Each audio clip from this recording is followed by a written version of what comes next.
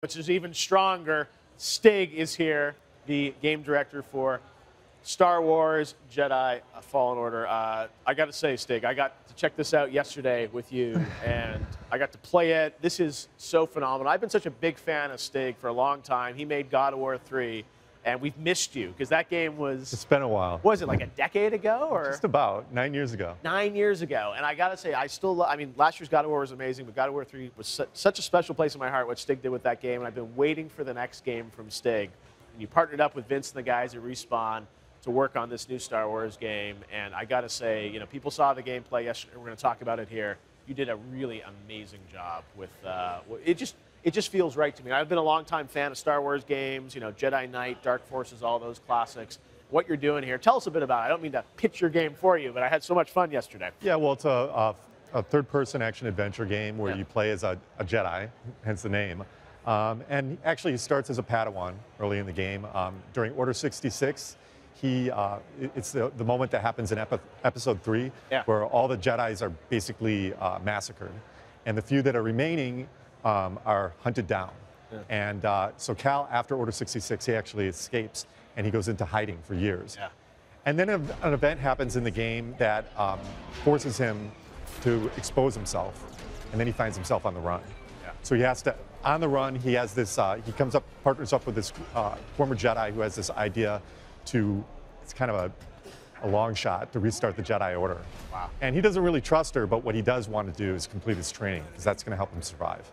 No, I got to say, it looks incredible.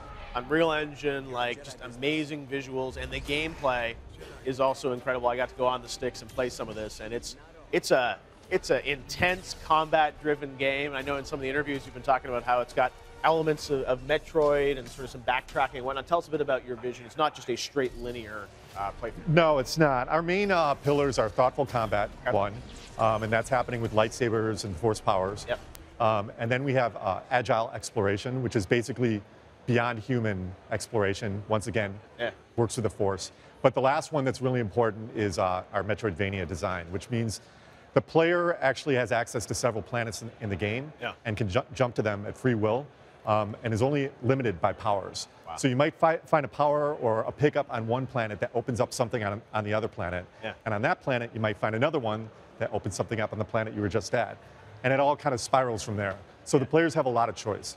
And a lot of interesting gameplay moments. You showed me even yesterday when we were playing through some of the demo. I mean, there's playable sequences where you saw that trailer at Xbox or yesterday, and you're like, oh, are you really playing that? And it's like, no, you actually are, right? Yeah, hands on sticks pretty much the whole time, unless we're watching like a cutscene or something. Yeah, no, and incredible acting and, you know, dialogue options and dialogue choices. It's a rich, deep game. And I played through some combat trials where I kind of got my ass kicked because it's okay. It's okay, but it's intense. I mean, it's also, you've got the force powers, you've got really deep combat, and I mean, it's got a little bit of that. There's a lot of things you're tracking. Kind of feel of like it's, you know, Dark Souls, like it's very, you know, it's extremely fair, but very challenging. Yeah, there's a lot of things you're tracking. We threw you into something that was really hard. It was probably wasn't fair. No, but it's one of those ones where I love, though, it's like, you know, it's where it's a challenge, but you know why you screwed up, right? And you're just like, oh, I got to get better at this. And especially when you're managing the force powers, Z targeting, and then the lightsaber, it's like, I can see, though, you know, and you guys must, I know you tested at the office, and it's like,